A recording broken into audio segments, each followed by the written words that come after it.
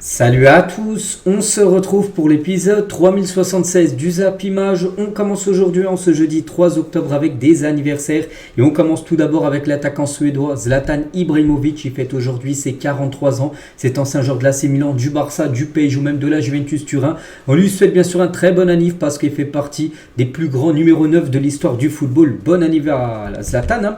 D'autres anniversaires de joueurs actuellement en activité comme El Bilal Touré, le joueur de Stuttgart qui fête aujourd'hui ses 23 ans, qui est par Arrizabalaga, l'ancien gardien du Real Madrid. Il a été prêté saison dernière, maintenant il a Bournemouth, il fête aujourd'hui ses 30 ans. C'est toujours le gardien actuellement le plus cher de l'histoire du football. Ou par exemple, tiens, Kenny Nala, défenseur droit de l'équipe de Brest, il fête aujourd'hui ses 33 ans. Et on n'oublie pas les gars, l'immense Bernard Tapie nous a quittés, c'était il y a 3 ans, jour pour jour, c'était un 3 octobre 2021, un très grand monsieur du football français, ancien président de l'Olympique de Marseille. On pense fort bien sûr à Bernard Tapie. On continue maintenant, on va parler des résultats de la veille, comme on le fait bien sûr à chaque fois en début de vidéo. Et on revient sur toutes les rencontres hier en Ligue des Champions et on commence avec ce match Lille contre le Real Madrid. Et oui, vous rêvez pas, Lille a battu le Real Madrid, c'est une sacrée surprise. Donc Lille s'est imposé 1-0 grâce à Jonathan David juste avant la mi-temps. Un but sur penalty. Donc le Real Madrid a joué, le Real Madrid n'a pas super bien joué, mais le Real Madrid n'a surtout pas marqué. Et le Real Madrid s'est incliné et ça, c'est très très rare. Donc les statistiques de la partie, donc côté Lille, c'est 7 tirs, 3 tirs cadrés, c'est un but marqué. Côté Real Madrid, c'est 12 tirs, 5 tirs cadrés voilà, pour le Real. Mais 5 arrêts décisifs de Lucas Chevalier qui a fait un énorme match. Mais voilà, globalement, j'ai bien sûr regardé le match. C'est vrai que Lille, c'est pas non plus un scandale qu'ils ont gagné hier parce qu'ils en voulaient plus tout simplement que les joueurs du Real Madrid et des Lillois galactiques hier lors de cette rencontre. Et ça fait la une du journal Équipe aujourd'hui. Les Galactiques par rapport aux Galactiques bien sûr. Donc en triomphant du Real Madrid, champion d'Europe et invaincu depuis janvier, comme cette équipe du Real, c'est fou, les Lillois réalisent l'un des plus grands exploits de leur histoire et peut-être le plus gros exploit de l'histoire de Lille en Ligue des Champions, de battre une équipe, le Real Madrid, la meilleure équipe du monde, tout simplement, quand on regarde le nombre de Ligue des Champions remportés et surtout cette équipe qui n'a plus perdu depuis janvier. C'est fou, ça faisait 36 matchs d'affilée, toutes compétitions confondues, que le Real Madrid n'avait pas goûté à la défaite. Leur dernière défaite, ça remontait au 18 janvier dernier, en tout début d'année. Donc on est, voilà, ça faisait 10 mois que le Real Madrid n'avait plus perdu. Ils avaient perdu contre l'Atlético en Coupe du Roi. Donc le LOSC met un terme à cette série incroyable de victoires en Ligue des Champions du Real Madrid. Et sinon, une dernière défaite du Real Madrid en Ligue des Champions, là il faut remonter à plus de 1 an et demi, c'était en mai 2023, dernière défaite en Champions League.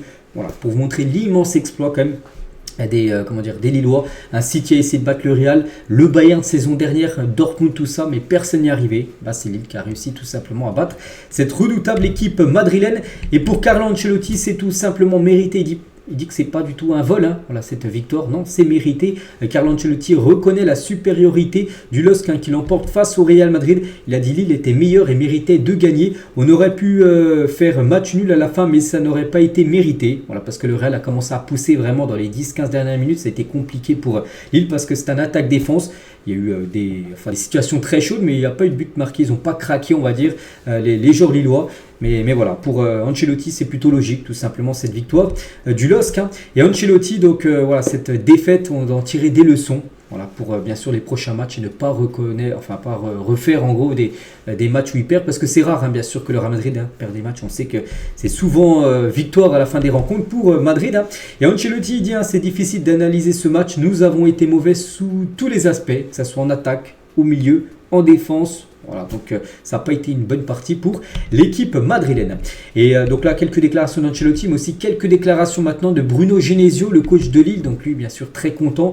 Donc contre ce genre d'équipe, il faut tout bien faire. En première période, on a été très bon. On s'est beaucoup servi du match de l'Atlético Madrid ce week-end pour préparer ce match parce que bien sûr, ils ont analysé cette équipe du Real Madrid. Ils ont regardé le Real contre l'Atlético. Ça s'est fini 1-1 lors du derby dimanche soir. Et voilà, ils sont servis de ce qu'a fait l'Atlético Madrid pour gêner le Real, pour battre cette fois-ci le Real Madrid hier soir en Champions League. Et c'est vrai que les entraîneurs ayant battu Pep Guardiola, José Mourinho et Carlo Ancelotti en compétition européenne, il y en avait 2 avant hier.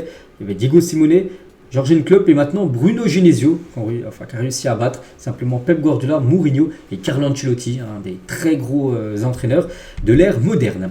Le meilleur joueur du match, c'est Edon Zegrova, le Kosovar qui est élu homme du match après ce Lille Real Madrid. Il a été très très bon, Zegrova, vraiment de sa patte gauche, c'est du top joueur, et c'est lui qui est à l'origine du penalty qui a permis à Lille de gagner le match, parce que c'est lui qui a tiré le coup franc, et c'est une grosse main comme de Camavinga.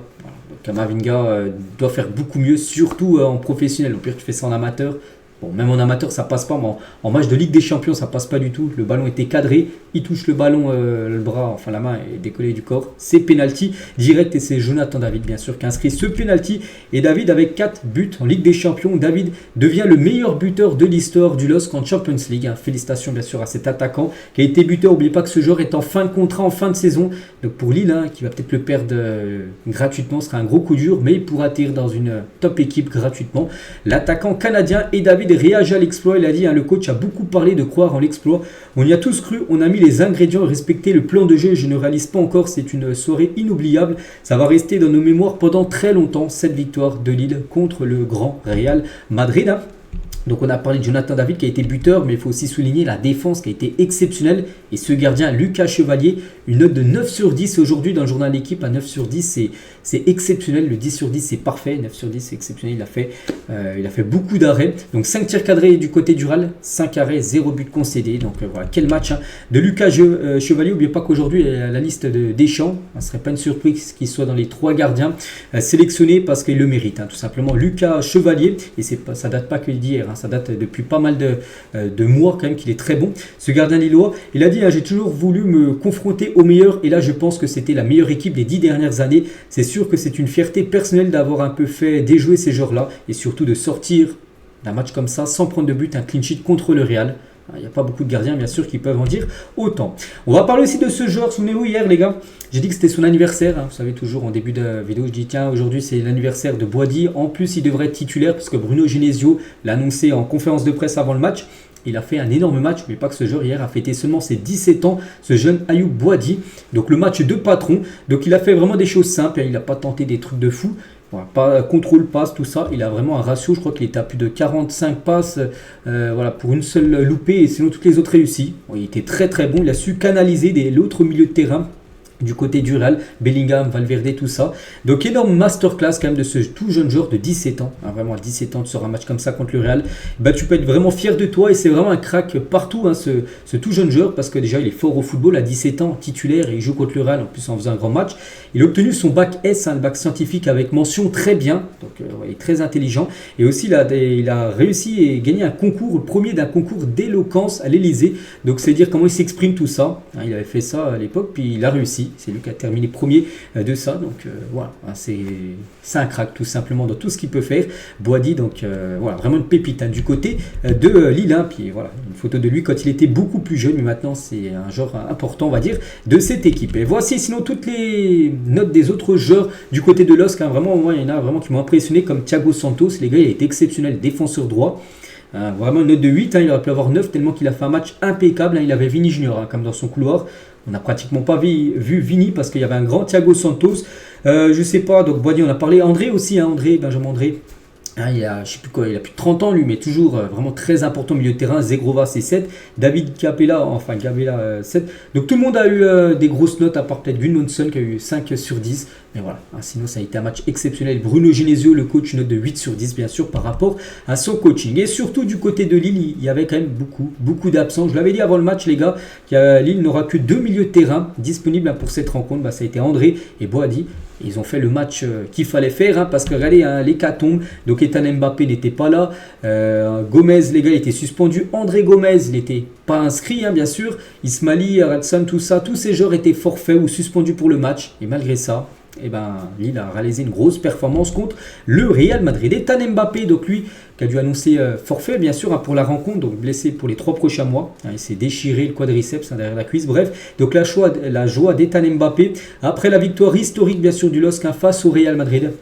Il est peut-être parti chambrer, je ne sais pas, on n'a pas vu à la caméra, il est peut-être parti chambrer, bien sûr, son frère, Kylian Mbappé, qui est rentré en cours de jeu lors de cette rencontre. Regardez aussi cette altercation entre Diakité qui s'embrouille avec Rudiger, mais il s'est arrêté net dès qu'il a senti l'haleine de l'Allemand en lui faisant savoir. Il a fait en gros, voilà, tu sens mauvais de la bouche. Bon, il a pris jaune pour ça, quand même, Diakité, qui ne doit pas faire ça. L'impressionnant aussi tifo déployé par les fans du LOSC avant d'affronter le Real Madrid, les supporters aussi ont été très impressionnant, on a beaucoup, bien sûr, déjà ils ont gagné, mais voilà, on a entendu sur la grosse ferveur des supporters lillois, en plus c'était le Real Madrid en face, mais pas que le président de Lille a dit qu'il aurait pu remplir 6 fois le stade Pierre-Mauroy, tellement qu'il y a une énorme demande de place pour cette rencontre. Donc bien sûr le match était à guichet fermé, et le public était très chaud, puis à la fin du match, donc des supporters lillois sont partis, je sais pas, donc c'est dans la ville de Lille, et dans une place où il y a de l'eau, et puis il y en a qui sont partis se baigner, voilà, par rapport à cette victoire historique contre cette équipe du Real Madrid. Et donc là, on a beaucoup parlé côté Lille, mais maintenant côté Real, c'est quand même une grosse déception parce que sur le papier, les gars, il n'y a pas photo. Le Real Madrid, c'est pas non plus une faute professionnelle parce que ça reste un match de football. Mais voilà, Lille en voulait beaucoup plus que le Real. Et quelle déception quand même cette rencontre. Voilà, pour le Real Madrid, hier soir, 2 matchs quand même d'affilée sans victoire pour le Real après le match nul contre l'Atlético. Donc là, c'est une défaite. Il va falloir se ressaisir parce qu'il y a des gros matchs à venir. Donc il y aura par exemple Dortmund dès la reprise en Ligue des Champions. Il y aura également le Classico, prévu maintenant dans 23 jours, samedi 26. Donc voilà, bon après là, c'est pas non plus catastrophique, mais bon, le Real, on sait qu'il doit faire beaucoup mieux. Et un record quand même dans ce 11 de départ, parce qu'Hendrick a commencé titulaire, ça a été quand même une grosse surprise. Et Hendrick est devenu hier le titulaire le plus jeune de l'histoire du Real Madrid en Ligue des Champions. À 18 ans et 73 jours, il dépasse Raoul, qui avait l'ancien record du plus jeune joueur titulaire lors d'un match de Champions League du côté du Real. Une photo de Modric et Kylian Mbappé, les deux sont rentrés en cours de jeu. Donc Mbappé, n'oubliez pas qu'il va être forfait. Normalement, voilà, il devait revenir après la trêve. Donc du coup, il a pu jouer hier. Donc on pense qu'il va être appelé par Didier Deschamps aujourd'hui pour la liste de l'équipe de France. Et c'est vrai qu'il a reçu beaucoup de sifflets. Il a joué les 30 dernières minutes. Bon, ça n'a rien changé, on l'a pratiquement pas vu, Kylian Mbappé, lors de son entrée en jeu. Et à noter, les gars, qu'il y avait le légendaire Roberto Carlos qui était du côté du stade Pierre-Mauroy pour soutenir, bien sûr, l'équipe du Real Madrid. N'oubliez pas que c'est l'ambassadeur du Real Madrid, l'ancien latéral gauche brésilien. Donc voilà ce qu'il y a à dire sur cette rencontre et surtout cette magnifique victoire quand même de Lille. Voilà, un exploit monumental des Lillois. Et tiens, on va parler aussi du match de Youth League parce que Lille a fait coup double, parce que les jeunes U19, il y avait le match l'après-midi entre Lille, centre de formation, et le Real Madrid, centre de formation, et c'est Lille qui s'est imposé demain. Donc 2 matchs de victoire pour Lille hier contre le Real Madrid. Donc félicitations bien sûr au U19 de cette équipe du LOSC. On continue avec les autres matchs de la soirée hier. Il y a encore 7 rencontres à parler. Et on commence avec l'autre équipe française, c'est Monaco qui joue du côté du Dynamo Zagreb. Bon, j'ai pas vu le match, j'ai regardé plutôt Lille. Mais j'ai regardé le débrief, enfin le résumé en gros. Donc déjà c'était un match conditions climatiques catastrophiques. Il pleuvait les gars, il y avait des grosses flaques d'eau au plein milieu de la pelouse. Bon, ça s'est quand même joué le match. Donc de partout à noter que c'est quand même un bon point pris pour Monaco parce que le Dynamo Zagreb menait quand même 2-0 dans le match. Donc Monaco grâce à Selissu, un but inscrit sur corner, enfin de la tête, 74, et Zakaria sur pénalty à la 90e minute de jeu. Et ben Monaco prend quand même un point. Ça aurait été dommage les gars de gagner le Barça il y a 2 semaines et perdre contre le Dynamo Zagreb qu'on a pris 9 du côté du Bayern lors du premier match. Donc on les prenait un point, mais je pense que si les conditions auraient été bonnes, il n'y aurait pas plu, la pelouse aurait été en parfait état. Je pense que Monaco aurait été largement supérieur à cette équipe de Zagreb, mais bon voilà, ils prennent quand même un point, c'est ça le plus important. Donc voilà, donc Monaco s'en sort bien sûr avec ce match nul, et l'AS Monaco reste quand même invaincu cette saison. Leur dernière défaite remonte à avril dernier, on est quand même au début octobre, donc ça fait 6 mois que l'AS Monaco n'a pas perdu le moindre match de football. Mais une stat quand même à rectifier du côté de Monaco, c'est les buts encaissés en Ligue des Champions, et Monaco a encaissé au moins un but lors de ses 22 derniers matchs de Ligue des Champions. Là, ça fait beaucoup, bien sûr. Donc, voilà, parce que c'est vrai que Monaco marque. Hier, ils en ont mis 2. Contre le Barça, ils en ont mis 2. Mais à chaque fois, ils prennent au moins 1, voire 2 buts. Et bien sûr, ça pose problème. On continue avec les autres rencontres. Tiens, là, on parle aussi d'une énorme surprise. Parce que le Bayern Munich également battu hier contre Aston Villa. Donc Aston Villa 1, le Bayern 0. Donc Douran a été l'unique buteur du match à la 79e minute de la partie. Donc pourtant le Bayern, bon j'ai pas vu le match, mais bon, quand on voit les stats égales, Bayern a 17 tirs, 7 tirs cadrés. Il y a eu 7 arrêts décisifs d'Emiliano Martinez, le gardien argentin, qui a fait un match exceptionnel. De côté Aston Villa, c'est 2 tirs cadrés pour un but marqué. Et du coup, Aston Villa fait tomber le Bayern Munich. Donc les clubs comptant 100% de victoires en Ligue des Champions depuis 1992, il y a Aston Villa. Et il y a le stade de Brest. Brest, c'est vrai que 2 matchs de Ligue des Champions dans l'histoire, 2 victoires. comme Aston Villa depuis 92. Voilà, 2 matchs et 2 victoires également pour l'équipe anglaise. Donc le but de Duran, les gars, magnifique. C'est un lob sur Neuer. On sait que Neuer, il aime bien toujours sortir. Mais là, il s'est fait un peu avoir. Il est sorti, puis Duran, les gars, lui a fait un petit lob. Et du coup, ça fait but, bien sûr, pour Aston Villa. Et Duran qui a été élu homme du match. Donc ça aurait pu être Martinez par rapport à l'énorme match qu'il a pu faire, le gardien argentin. Mais bon, c'est l'unique buteur de la rencontre qui a reçu ce prix. C'est déjà son 6e but depuis le début de la saison. On parle beaucoup d'Oli Watkins du côté d'Aston Villa. Mais Duran, ce joueur colombien, les gars, il est aussi très très performant du côté de son club. Regardez les notes. Tiens, Martinez, note de 8.8 aujourd'hui sur une application.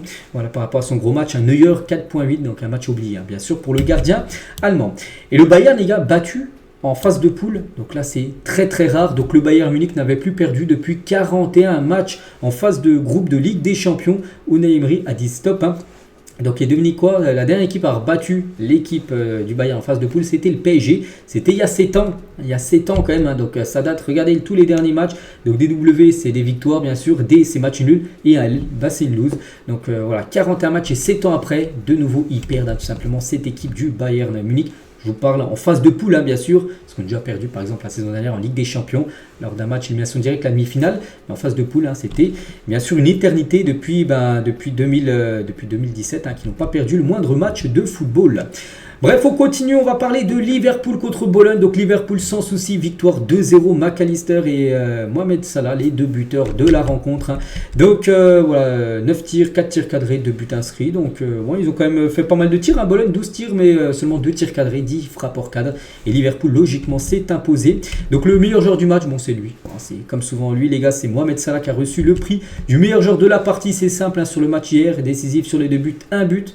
Et une passe D, c'est lui qui fait la passe D pour le but de McAllister. Et voilà, magnifique but en plus de Salah, je pense que vous l'avez vu, ça spécial, lui il repique dans l'axe, puis il enroule bien sûr, avec son pied gauche. Et record pour Mohamed Salah, parce qu'il est devenu hier le meilleur buteur africain de l'histoire de la Ligue des Champions, avec 45 buts pour Mohamed Salah. Donc c'est simple, il dépasse maintenant Didier Drogba, qui est à 44 buts en Ligue des Champions dans sa carrière. Maintenant, Salah fait mieux d'un but. Voilà, 45 pour l'attaquant égyptien. On continue aussi avec ce Leipzig-Juventus Turin. Donc, une victoire de la Juventus Turin 3-2. Donc, Vlahovic doublé. Conceição, de nouveau buteur, l'ancien joueur de Porto qui a été prêté à la Juve. Il avait été buteur lors du dernier match de championnat. De nouveau buteur. Contre un doublé de Benjamin Sesko côté RB Leipzig. À noter que Di Gregorio a pris rouge côté Juventus Turin. Donc, pendant 30 minutes, ils ont joué avec un genre en moins. Mais ils ont réussi quand même à marquer 2 buts la Juve avec un genre en moins. Donc voilà, énorme performance bien sûr de la Juventus Turin. Voici les stats, plus de 24 tirs quand même pour l'équipe de Leipzig. Mais c'est bien la Juventus Turin qui a été plus efficace. Et c'est fou parce que tous les éléments étaient contre la Juve. 2 blessures, un carton rouge, un penalty concédé. 2 fois mené au score la Juventus Turin. Mais cette Juve n'est plus la même cette saison. Ça n'a rien à voir avec la Juve de la saison dernière où il y a 2 ans. Et par exemple, avec tout ça, tous ces faits de jeu contre la Juventus saison dernière, ils auraient perdu le match à coup sûr. Là, ils ont quand même réussi à gagner le match. 2 fois, ils ont été mis au score. En plus, ils jouent avec un joueur en moins. Ils ont quand même réussi à gagner cette partie. Et la Juve est toujours invaincue cette saison. Thiago Motta commence comme il se doit. C'est la patte, on peut dire, Thiago Motta du côté de cette équipe. Et le meilleur joueur du match, c'est lui. C'est tout simplement Dusan Vlahovic qui a été élu homme du match après ce Leipzig-Juventus. Le mental d'acier et surtout le doublé pour l'attaquant serbe. Et tiens, côté RB Leipzig, il y avait Xavi Simons qui a joué, le joueur du PSG prêté à Leipzig. Regardez ces magnifiques crampons. King Xavi par rapport à ces crampons. Bon, il a joué. Bon, son équipe a perdu, bien sûr, cette rencontre. Il y avait aussi le Benfica contre l'Atlético Madrid. Et le Benfica en a passé 4 à l'Atlético. Donc là, c'est quand même oui, c'est pas non plus une surprise que le Benfica a gagné à l'Atlético, mais l'Atlético en prendre 4, ça c'est plutôt une surprise. Donc Aturkoglu, Di Maria, Ba et Cocu ont été les 4 buteurs du côté du Benfica. Festival, 19 tirs, 10 tirs cadrés, 4 buts. L'équipe de l'Atlético, les gars, méconnaissable, 4 tirs, 0 tirs cadrés. Pas une frappe cadrée, donc voilà, ça a été un match à sens unique et une victoire totalement logique du Benfica. Et Kerem Aktürkoğlu, désolé, qui a été acheté par le Benfica 12 millions d'euros lors du dernier mercato. Et il fait un début de saison de fou, les gars, avec son nouveau club. C'est 5 matchs et déjà 4 buts et 2 passes D pour le joueur turc. Donc vraiment, très belle recrue, surtout pour 12 millions d'euros qu'ils ont pu investir, le Benfica. Il y avait également Girona qui avait perdu, on se souvient, le premier match contre le PSG. 1-0, il jouait là contre le Feyenoord et c'est le Feyenoord qui s'est imposé 3-2 lors de cette rencontre. Voir qu'il s'est passé pas mal de choses, des pénaltys loupés, des buts contre son camp. Bon bref, c'est le Feyenoord qui s'en sort très bien avec cette victoire 3-2. Donc Gérone, pourtant ils ont eu encore pas mal de tirs, voilà, 63% de possession de balle, 14 tirs, 6 tirs cadrés. Mais on peut voir que c'est quasiment moitié. Regardez, 14 tirs pour Gérone, seulement 7 pour le Feyenoord. Donc la moitié. 6 tirs cadrés pour Gérone, 2 tirs cadrés seulement pour le Feyenoord, mais 3 buts inscrits, parce qu'il y a eu un but contre son camp. Donc voilà, vraiment Gérone, ils n'ont aucune chance, on peut dire, pour l'instant en Ligue des Champions. Le premier match, le PSG, il marque un but contre son camp. Et hier, ils en ont marqué 2, je crois même, de buts contre leur camp. Cette équipe de Gérone est incroyable. Gérone est la première équipe de l'histoire de la Ligue des Champions à marquer 3 buts contre leur camp en seulement 2 matchs dans la compétition. Ils font des cadeaux aux 2 adversaires. Le Feyenoord d'hier avec 2 buts contre leur camp et 1 but contre le PSG. Souvenez avec la grosse boulette du gardien. Donc ça fait beaucoup bien sûr pour exister, on peut dire, en Champions League. Et comment dire, cette équipe de Gérone battue, le Real Madrid battu, l'Atlético Madrid battu. Et c'est historique. 3 clubs espagnols ont perdu en une soirée de Ligue des Champions pour la première fois de l'histoire de la Ligue des Champions. Donc, voilà, ça a été compliqué pour les clubs de Liga hier sur la scène européenne. Il y a seulement le Barça avant-hier qui a réussi bien sûr à s'imposer. Concernant notre rencontre, le Shakhtar contre l'Atalanta Bergame. Donc l'Atalanta Bergame sans souci 3-0. Donc avec un grand Lookman, un buteur et passeur D. Lookman donc décisif sur 2 des 3 buts inscrits par son équipe. Voilà, 22 tirs, 5 tirs cadrés, 3 buts marqués. Le Shakhtar, c'est 6 tirs, 0 frappe cadrée. Donc voilà, logiquement l'Atalanta s'est imposé. Et comme j'ai dit, avec un grand Lookman, un passeur et buteur. Et cette saison les gars, c'est 6 matchs, 3 buts et 2 passes décisives. Il pourrait vraiment aller dans un club encore plus important, même si Bergame les gars, c'est une très belle équipe. Il pourrait viser vraiment le top club. Vous savez, les grandes équipes européennes. Lookman, déjà, il avait envie de partir saison dernière. Enfin, lors du dernier mercato, il séchait l'entraînement. Il était réintroduit. On pense que l'été prochain, 2025, là, il y a des chances vraiment qu'il parte. L'attaquant nigérian. On finit avec le dernier match, peut-être le moins prestigieux, entre Sturm Graz, qui avait perdu contre Brest, souvenez-vous, le premier match. Il joue contre Club Brugge et c'est Club Brugge qui s'est imposé 1-0. Donc voilà, score parfait et victoire importante bien sûr pour Bruges, pour essayer d'arracher une place de barragiste pour cette Ligue des Champions. Du coup, tous les résultats d'hier et d'avant-hier, avec quand même quelques surprises. Pour moi, Lille, les gars, c'est une énorme surprise contre le Real. Aston Villa aussi, que le Bayern perdent après 41 matchs en phase de poule, c'est une surprise. Il y a d'autres où il y a des surprises. Après, pour moi, il n'y a pas non plus d'énormes surprises. Bon, Brest s'est imposé 4-0, mais Brest, voilà, il marche sur l'eau en Ligue des Champions, donc c'est bien. Donc voilà, tous les résultats de cette journée de Ligue des Champions concernant les meilleurs joueurs de cette deuxième journée. On a le choix entre Adeyemi qui a marqué un triplé avec l'équipe de Dortmund, Taremi qui a marqué un but avec l'Inter, Dusan Vlahovic doublé et Abdallah Sima doublé également avec Brest. Donc on verra qui sera le meilleur joueur qui succédera à Florian Wirtz qui avait été élu meilleur joueur de la première journée de Ligue des Champions. Et le classement les gars, donc mise à jour après 2 journées, donc il reste encore 6 journées. Donc les équipes qui ont gagné leurs 2 premiers matchs comme Dortmund, comme Brest, qui est actuellement deuxième. Brest les gars, ils sont deuxième sur 36, c'est fou. Donc ou même Benfica, Leverkusen sont tous bien sûr en première position. Donc là les équipes qui ont une victoire et un nul, elles sont à 4 points. Donc voilà, bon bref, si on regarderait actuellement les 8 premiers, donc si le classement se finirait là, donc là ces 8 équipes là seraient qualifiées directement pour les huitièmes de finale et recevraient lors du huitième de finale retour. Les matchs de barrage se joueraient entre ces équipes là, donc ça ferait un Inter Milan contre le PSV, ce serait le PSV, ce sera un 16e de finale, le PSV recevrait au match aller et l'Inter recevrait au match retour, vous avez compris, un 10e contre le 23e, le 11e l'Atalanta contre le 22e, le 12e contre le 21e, vous avez compris comment ça se passe. Et l'équipe, par exemple, la mieux classée reçoit au 16e de finale retour. Donc bon, ça a encore beaucoup bougé parce qu'on est seulement à la deuxième journée. Il reste encore beaucoup de matchs. Et pour l'instant, ces équipes-là seraient éliminées. Comme l'AC Milan, comme l'équipe de Girona, comme Leipzig, Bologne ou par exemple Salzbourg, qui ont actuellement, pour la plupart des équipes, 0 point. Et c'est vrai qu'après 2 journées, on en pense quoi de ce nouveau format de la Ligue des Champions? Donc moi, je l'ai déjà dit quelques fois. Pour moi, je valide totalement. J'aime bien ce format. Je trouve que c'est très bien. Comment ils ont pu faire ça. Voilà, peut-être qu'il y en a qui sont plus sceptiques, il y en a peut-être qui préféraient l'ancienne version. Pour l'instant, moi je valide. Fort, bien sûr, ce nouveau format de Ligue des Champions. Si on fait le point, les gars, sur les clubs français en Ligue des Champions, c'est plutôt quand même une réussite avec 2 victoires, Lille et Brest. Monaco nul et le PSG contre Arsenal, seule équipe à avoir perdu, équipe française, PSG. Donc plutôt un bon bilan, bien sûr. Et c'est que les pays qui ont remporté le plus de matchs en phase de championnat en Coupe d'Europe cette saison, il y a l'Angleterre, 7 victoires pour les clubs anglais, mais la France, les clubs de Ligue 1, c'est 6 victoires. Donc là, il y en a eu 2. Il y avait eu aussi le PSG lors de la première journée. Il y avait eu Lyon qui s'est imposé. Si on prend aussi les équipes en Europa League, tout ça, et la France fait mieux que l'Allemagne, le Portugal, l'Italie ou même l'Espagne. Double par rapport à l'Espagne quand même. Donc voilà, la Ligue 1 qui est critiquée, que c'est une Farmer League. Regardez, 433, en gros, c'est un Twitter anglais, il mise que sur le champion de Première Ligue, mais il dit no bad for Farmer League, en gros pas mal pour une ligue des agriculteurs, parce qu'en Angleterre ils critiquent beaucoup au niveau du championnat français, ils disent que c'est un championnat bas de gamme, peut-être, mais voilà, quand tu gagnes quand même contre le Barça, quand tu gagnes contre le Real Madrid, non, c'est pas un championnat bas de gamme, c'est un championnat où il y a des très bonnes équipes, où il y a des très grands joueurs, parce qu'on peut voir souvent que les grands clubs anglais viennent chercher les meilleurs joueurs de Ligue 1, donc voilà, c'est vraiment un championnat très sous-coté, ce championnat de Ligue 1, bien évidemment. Et tiens, regardez, il y a un an jour pour jour aussi, regardez, c'est un exploit. Lens battait Arsenal. C'était il y a un an jour pour jour, c'était le 3 octobre. C'était une victoire 2-1 des Lensois contre l'équipe des Gunners. On continue donc aujourd'hui Europa League et Europa Conference League. Donc voici toutes les rencontres d'Europa League aujourd'hui. Donc 2 clubs français jouent. Donc tiens, tout d'abord au-dessus, Nice se déplace à la Lazio. Ça sera 18h45 et Lyon se déplace là du côté des Glasgow Rangers. On en parlera des plus grosses équipes. Tiens, il y a un beau Porto Manchester United également aujourd'hui au programme.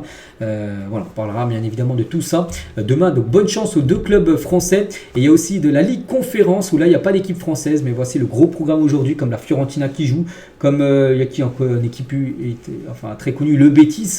Bon, après c'est vrai que c'est cette 3e Coupe d'Europe, peut-être un peu moins passionnante que les 2 autres, oui certainement. Mais voici le programme, on va dire, du jour. On revient sur les matchs de Ligue des Champions avant-hier et surtout sur le Paris Saint-Germain, PSG fébrile, et surtout le PSG a perdu comme 4 de ses 6 derniers matchs de Ligue des Champions. 2 victoires seulement sur leurs 6 derniers matchs, soit autant que lors des 16 précédents, 8 victoires et 4 nuls. C'est vrai que le PSG a perdu 4 de ses 6 derniers matchs. Donc il y a eu le match perdu contre Arsenal, il y a eu 2 demi-finales saison dernière perdu contre Dortmund, 2 fois 1-0. Et le quart de finale aller contre le Barça, avant que le PSG gagne bien sûr le match retour. Donc ça fait bien sûr 4 défaites sur leurs 6 derniers matchs de Ligue des Champions. Ça fait beaucoup bien sûr pour une équipe qui aspire à remporter le trophée. Et Thierry Henry tient sur le PSG, parce qu'Henry bien sûr a regardé ce match, parce que c'était son ancien club qui jouait à Arsenal, où c'est une légende. Il a dit qu'ils ont eu la possession, le PSG, et c'est à peu près tout. Tu n'as plus ce joueur qui fait basculer le match que tu avais auparavant. Donc il pense là bien sûr à Mbappé, un joueur à tout moment qui peut te faire débloquer une situation. C'est vrai que du côté du PSG, il n'y a plus ce joueur-là. Bon, c'est vrai que tu as du Barcola, tout ça, mais voilà, est-ce que c'est aussi performant qu'Mbappé en Ligue des Champions? Ça, c'est pas sûr du tout. Et Paris est-il vraiment plus fort que la saison dernière, comme le répète Luis Enrique depuis des semaines? C'est vrai que souvent, Luis Enrique en conférence de presse, il dit que oui, mon équipe est meilleure, le PSG est meilleur là que la saison dernière, il a beaucoup dit. Et voilà, si on répond à ça, on ne sait pas. C'est vrai qu'il y a peut-être un meilleur collectif, parce qu'il n'y a plus Mbappé, mais après, est-ce que le PSG est meilleur que la saison dernière? Je suis pas sûr, je ne suis pas sûr. Pour moi, le PSG, ça va être une grande désillusion cette saison en Ligue des Champions. Parce qu'il reste encore des grosses équipes. Et comment ils jouent et surtout leur manque d'efficacité devant, ça c'est un gros problème. Il manque un grand neuf. Un grand neuf à l'époque comme Cavani, comme Zlatan qui mettait les ballons au fond. Là, tu n'as plus ça du côté de Paris depuis quand même 5-6 ans. Et c'est un gros problème pour aller loin en Champions League. Mohamed Terre Paris, donc je ne sais pas trop c'est quoi cette source, mais regardez ce qu'il a envoyé comme info. Luis Enrique pourrait démissionner en cours de saison. Bon, moi je crois pas du tout. Je pense que c'est une fake news. Mais on ne sait jamais, parce que des fois il y a des infos quand même après qui sont vraies. Mais bon, je pense que Enrique qui a quand même un contrat en fin de saison, je pense qu'il va même prolonger. Je ne le vois pas, parce qu'il est venu à Paris pour un contrat, surtout un projet à long terme. Donc je ne vois pas pourquoi il démissionnerait en plein milieu de saison. Mais voilà ce qu'il peut dire, ce journaliste. Et toujours tiens avec Luis Enrique et Dembélé, on sait que ça a été un petit peu compliqué entre les deux. Et Dembélé s'est excusé auprès de Luis Enrique. Le Français devrait être de retour dans le groupe pour affronter Nice ce week-end en Ligue 1. Il y aura un Nice PSG ce week-end. Donc il devrait faire ce retour Ousmane Dembélé après avoir été exclu du groupe pour le match contre Arsenal avant-hier. Et Dembélé a été sanctionné pour un retard aussi important sans justification à l'entraînement dans les heures qu'ont suivi PSG Rennes. Donc PSG Rennes, c'était vendredi soir, et le lendemain, donc le samedi matin, il y avait un entraînement bien sûr pour préparer le match contre Arsenal, et en gros il est arrivé en retard et il n'a même pas donné de raison quand il est arrivé en retard. Donc ça aussi a fait que Luis Enrique a voulu sanctionner tout simplement Ousmane Dembélé. On continue, on va parler d'Arsenal. On sait qu'Arsenal a battu le PSG, c'est qu'Arsenal, je l'ai souvent dit les gars, pour moi c'est la meilleure équipe sur coup de pied arrêté, la preuve, on en parle souvent, mais ce que fait Arsenal sur les coups de pied arrêtés, c'est juste exceptionnel. 24 buts inscrits depuis le début de la saison. 2023-2024, début de la saison dernière, 23 buts inscrits, c'est quand même énorme.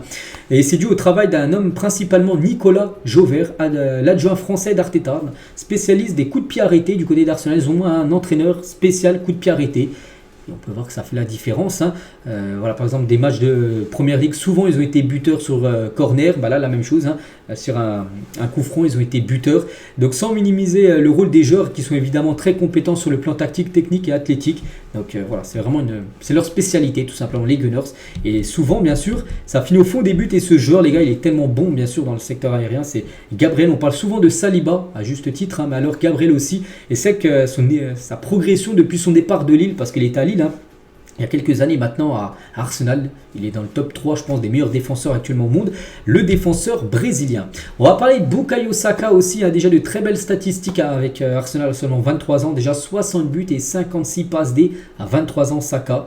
Magnifique stat, il a été buteur avant-hier lors du match contre le Paris Saint-Germain. Et tiens, en parlant de Saka, a mis encore le post Instagram de Bukayo Saka à la fin du match, gagné contre le PSG. Il y a quelques mois, Robert Pires, ancien joueur d'Arsenal, disait préférer Jérémy Doku à l'ailier anglais, donc au joueur Bukayo Saka. Bon, Saka, ça ne l'a pas gêné parce qu'il a pu faire bien sûr une photo avec Pires, même si Pires préfère Doku à Bukayo Saka.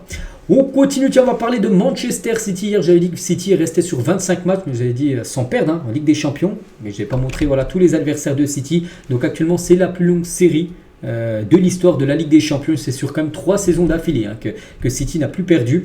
Donc 25 matchs d'affilée.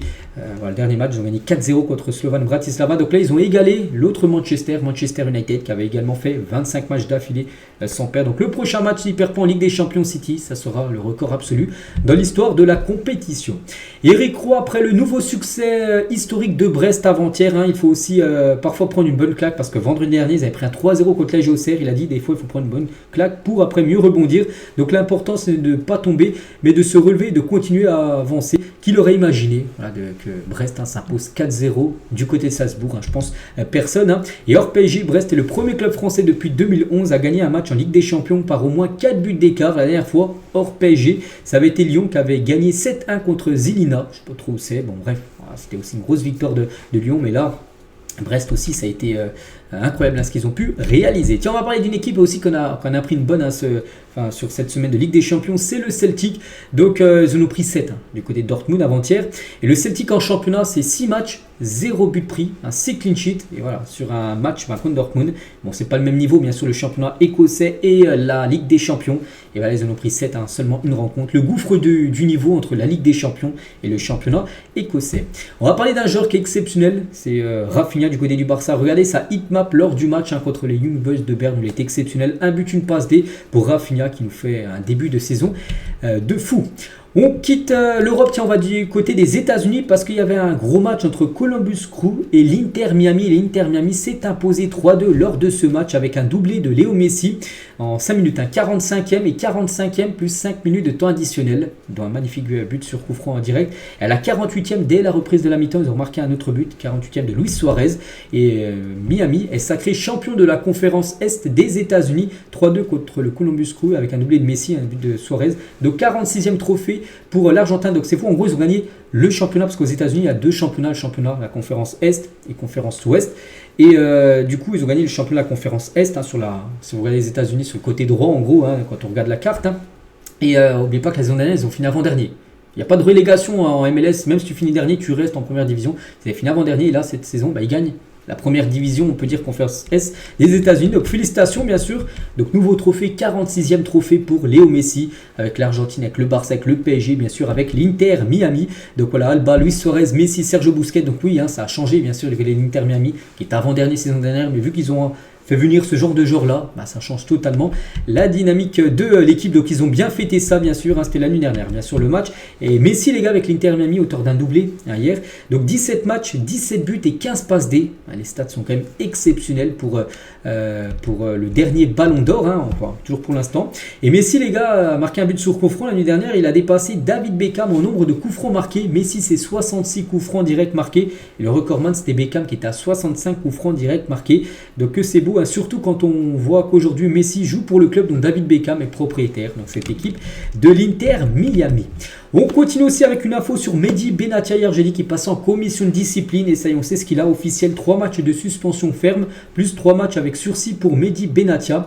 Le Marocain paie ses déclarations après l'Olympico. Je ne sais pas si vous vous souvenez, il avait dit en gros, je comprends pas Benoît Bastien, son arbitrage, tout ça. Voilà, il a envoyé des mots forts, hein, sur Benoît Bastien. Et du coup, la LFP a ouvert une enquête. Hein, et du coup, voilà, 3 matchs de suspension ferme. Hein. Donc l'OM est remonté d'après RMC Sport. Parce que oui, l'OM a sorti un communiqué officiel dès qu'ils ont appris que, voilà, il a pris 3 matchs fermes. Hein. Voilà, je ne vais pas tout lire, mais par exemple, le club est en profond désaccord avec cette décision et trouve totalement disproportionné le traitement dont fait l'objet son conseil sportif, alors qu'il ne s'est rendu coupable ni d'insultes ni de menaces vis-à-vis du corps arbitral officiant le match contre Lyon le 22 septembre dernier. Donc voilà, en gros, Marseille valide pas du tout, bien sûr, hein, cette sanction de la LFP sur Mehdi Benatia. Tiens, on va parler d'une autre sanction, c'est les supporters, les ultras de l'Atlético. Lors du dernier derby, le match a été arrêté, jet de projectile et du coup 3 matchs de suspension pour les ultras de l'Atlético Madrid. Courtois a été victime de jet de projectile, un briquet sandwich frites le week-end dernier lors du derby de Madrid. Donc 3 matchs de suspension, ça veut dire, bon, ça sera 3 matchs normalement où les ultras, donc derrière les buts, ça sera huis clos, la tribune, en gros, par rapport au débordement lors du derby de Madrid dimanche dernier. On va parler aussi d'une grosse info concernant le sélectionneur du Sénégal, ex-sélectionneur. Pascal Cissé n'est plus le sélectionneur du Sénégal. Son contrat n'a pas été renouvelé. Pourtant, il est en poste comme depuis 2015. Hein, ça fait 9 ans qu'il est sélectionneur du Sénégal. Et hier, c'est fini. Il a remporté bien sûr la CAN 2022. Donc voilà ses stats, hein, c'est quand même 70 victoires. Hein, c'est quand même énorme, surtout pour 24 nuls et seulement 13 défaites. Mais voilà, nouveau sélectionneur du Sénégal va être désigné très prochainement. C'est fini pour Aliou Cissé et c'est officiel. Du côté de l'Argentine, on connaît le groupe convoqué par Scaloni pour les 2 prochains matchs. Hein, je ne sais pas, c'est pas marqué contre qui ils vont jouer. Bon bref, ce sera des matchs pour se qualifier pour la future Coupe du Monde. A noter qu'il y aura pas mal de joueurs de l'OM, hein, comme Rulli, comme Balerdi et Carboni. 3 joueurs de l'OM sont appelés aussi. Un autre joueur un autre Olympique, l'Olympique Lyonnais, c'est Tagliafico. L'OM est le club le mieux représenté avec l'Atlético de Madrid par rapport aux joueurs argentins. Donc bien sûr, Messi fait son retour. Messi qui avait été forfait lors du dernier rassemblement et fait son retour. À noter que le jeune Nico Paz, on peut le voir là, le joueur du Real qui a été vendu à Como, est appelé pour la première fois, hein, du côté de la sélection argentine. Du côté des États-Unis, donc 2 matchs amicaux, hein, donc ce sera contre le Panama le 12 et contre le Mexique, hein, souvent, hein, des États-Unis-Mexique. Il y a eu énormément de matchs entre ces 2 équipes-là. Donc voici tout le groupe convoqué avec bien sûr Pulisic, avec Timothy Weah, avec Mike Kenny ou par exemple, je ne sais pas, on pourrait prendre qui, Menkenzi, voilà, défenseur de Toulouse. Ils sont tous bien sûr présents. Et concernant l'équipe de France, c'est aujourd'hui, c'est à 14h. Voilà, donc on en reparlera. Je ne sais pas si je ferai une vidéo spéciale sur ça ou sinon on se retrouvera demain les gars pour parler bien sûr des joueurs appelés avec peut-être des surprises, on ne sait pas, peut-être avec Mbappé les gars qui ne devait pas être présent mais vu qu'il a joué hier, on pense s'il a pu jouer hier c'est qu'il peut jouer bien sûr. Les 2 prochains matchs, hein, ça sera la Belgique et Israël. Et tiens, en parlant de l'Israël, donc là tout d'abord le match pour la trêve là d'octobre, ça sera contre l'Israël. Normalement c'est en Israël mais ça ne se jouera pas en Israël, hein. Ça sera sur un terrain neutre, je sais pas où se jouera le match, hein. Mais au mois de novembre, parce qu'en novembre il y a de nouveau une trêve et la dernière sur cette année 2024. Donc cette fois-ci ça sera en France, normalement au Stade de France. Et il y a une question qui se pose, hein, l'organisation du France-Israël du 14 novembre prochain, dans un mois, questionne actuellement les autorités françaises. Hein. En effet, au vu du contexte géopolitique, hein, c'est le ministère de l'Intérieur qui devra trancher si oui ou non cette rencontre se jouera avec du public au Stade de France. Ça se peut que ce match se joue à huis clos. Voilà, ça sera au Stade de France mais sans supporters. Donc la FFF privilégierait un match avec public. Reste à savoir ce que décidera le gouvernement. Donc la Fédé veulent avec du monde, hein, bien sûr, du public. Mais ça sera l'État qui décidera si oui ou non il y aura du public par rapport à ce match, hein, bien sûr, contre l'Israël dans un mois et demi prochain. Donc voilà les gars, tout ce qu'il y a à dire. J'espère que ça vous a plu. Donc nous on se retrouve bien évidemment demain. Demain il y a encore beaucoup de choses à dire comme d'habitude. Je vous souhaite une très bonne journée et à demain.